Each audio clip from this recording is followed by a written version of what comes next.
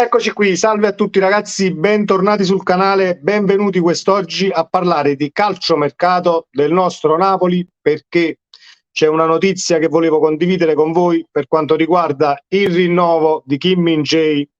Abbiamo sentito in questi ultimi giorni il contratto deve essere cambiato, almeno la volontà del presidente è di cambiare il contratto e eliminare la clausola rescissoria, perché le cifre per quanto riguarda club importanti sono troppo basse.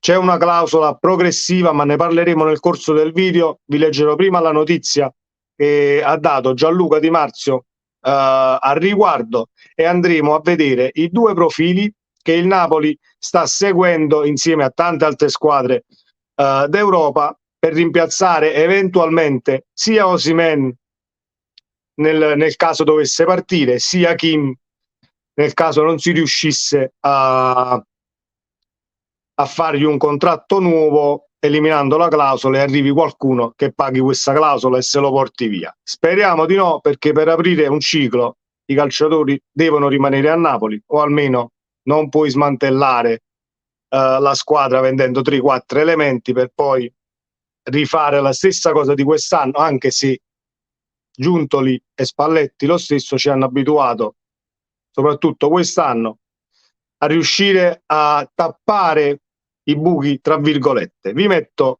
l'intervento di Gianluca Di Marzio qui, così lo leggiamo insieme. Eccolo qui. Nel corso di campo aperto su Sky Sport 24, l'esperto di mercato Gianluca Di Marzio ha parlato della situazione contrattuale di Kim Min-jae, il rinnovo più impellente per il Napoli, per le caratteristiche del contratto firmato l'anno scorso e quello di Kim.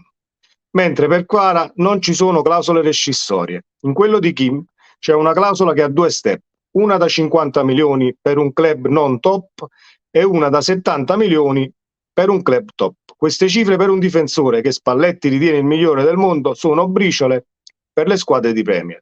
Quindi se il Napoli riesce a fare un nuovo contratto ed eliminare o aumentare questa clausola, elimina possibili problematiche. Sull'argomento è intervenuto anche l'inviato da Castelvolturno Francesco Modugno. Sì, è una clausola indicizzata, parametrata in relazione al fatturato della squadra che potenzialmente potrebbe pagarla. Ricordiamo che è valida soltanto per l'estero in una finestra di 15 giorni, dall'1 al 15 luglio. Il dialogo con l'entourage di Kim va avanti da un po', già in Turchia c'erano i dirigenti di Min-jae con i quali si era intrattenuto Giuntoli. La volontà del Napoli è quella di tenere il ragazzo, però le tentazioni si annunciano forti. Al Napoli ha un ingaggio importante, ma eventualmente, soprattutto dalla Premier, potrebbero proporgli qualcosa di importante. La clausola va dai 55 ai 70 milioni. È una situazione da monitorare. Allora, detto questo, il Napoli sta comunque seguendo due calciatori che ieri io ovviamente sono andato ad analizzare, mi sono visto gli highlights, sono andato su Transfermarkt. Ovviamente sono due calciatori del Salzburg, Pavlovic e Okafor. Ve li metto qui, eccolo qui. Questo è il difensore Pavlovic, classe 2001, 21 anni, nazionale serbo con già 27 presenze in nazionale, 1,94, è enorme come calciatore a livello di stazza, è alto quasi quanto Osimhen e sembra, almeno io ho visto degli highlights su YouTube delle sue marcature e degli interventi, assomiglia, è il mio modesto parere, assomiglia a Martin Skrtel del Liverpool anni 2000. È un grandissimo profilo a mio avviso, però io mi tengo sempre Kim perché già sta a Napoli, perché già sa gli schemi. Ovviamente è un paracadute ed è un calciatore, secondo me, molto interessante, il difensore. L'attaccante che dovrebbe sostituire Osimhen è Okafor, eccolo qui, 22 milioni di cartellino, un classe 2000, nazionale svizzero, ha fatto mi sembra 19 presenze quest'anno con più 13 tra gol e assist, se non vado errato. Quindi è un calciatore che può dire la sua, dagli highlights che ho visto e da video montati su YouTube che man mano che passano gli anni, a mio avviso, possono dare indicazioni sempre migliori, perché io ricordo quando comprammo Kim, o meglio, la settimana prima della firma del contratto, feci una reaction che sta sul canale, andandomi a vedere ovviamente le giocate di Kim perché non lo conoscevo. E già dalle giocate si capiva che comunque era un grandissimo difensore. L'unica cosa che è migliorata, ricordo, dalla reaction ai giorni d'oggi a vederlo giocare adesso, è lo stare meno addosso all'avversario a livello sporco. Kim era un calciatore che comunque a livello di contatto fisico cercava il contatto con l'avversario, quindi era poco pulito, cosa che è migliorata tantissimo con la cura Spalletti. L'abbiamo visto quest'anno, infatti, a livello di falli e cartellini, essendo un difensore, ne ha presi ben pochi, anche se adesso è in diffida e dobbiamo stare molto cauti perché c'è il Milan. Detto questo, eccoli qui. La notizia l'ha riportata tutto mercato web e il Napoli sta seguendo Noah Okafor e Strahinja, speriamo che lo pronunci come si deve, Pavlovic.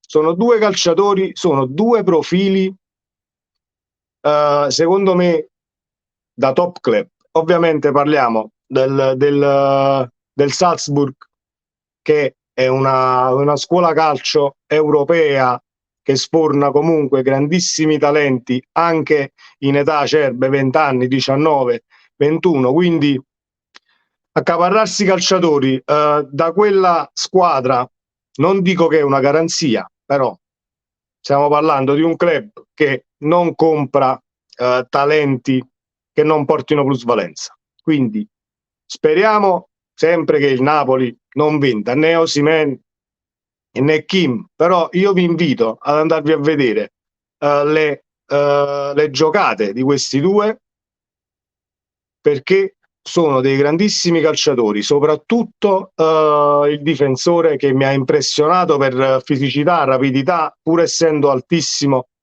E vi ripeto, mi ricorda Skrtel del Liverpool, e Skrtel era un signor difensore a livello europeo.